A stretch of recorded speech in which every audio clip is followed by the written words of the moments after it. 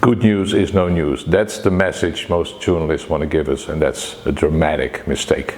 I'm Charles Groenhuizen. I'm 65. I've been a journalist for over 40 years. We have to realize that journalism is like a mirror. Our viewers, our readers look in this mirror and they're supposed to see the world as it is. And they don't. They see a mirror which is fogged up. It's always the negative side of life. And I try to correct that mistake a teeny tiny little bit. What I try to do as a journalist now is give more a long-term perspective. What I see on TV all the time is a lot of noise, breaking news. I like to focus on silent revolutions, but they are extremely important, but long-term. I'm an optimist because I look at facts.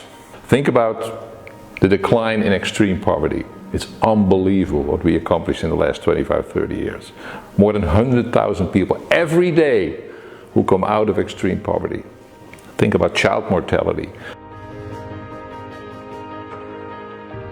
Think about average life expectancy.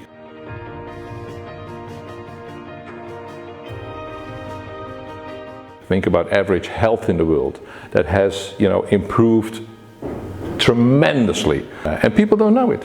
Sometimes I compare journalism with raising children. We raise children in a way that brings out the positive sides in them, things they do well. Imagine us as parents always saying to children what they're doing wrong. If that's the only message we have for our children, they're going to end up as miserable people and negative people and probably angry people.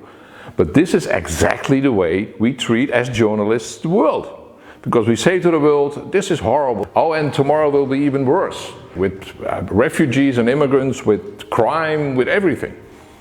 And the consequence of this negative attitude is that people look at the world in a very negative way. Very often it plays into the fear of people. It makes them scared and angry.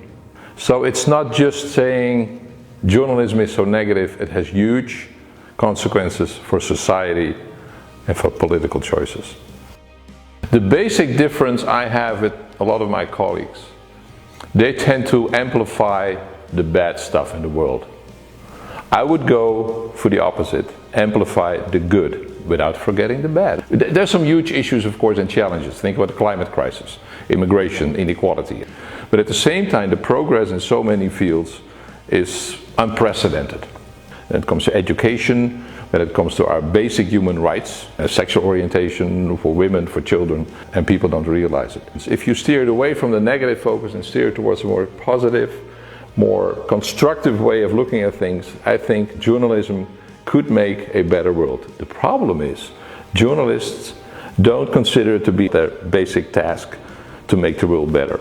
And maybe there is the basic difference of opinion I have with a lot of my colleagues. Yes, we are here to make a better world.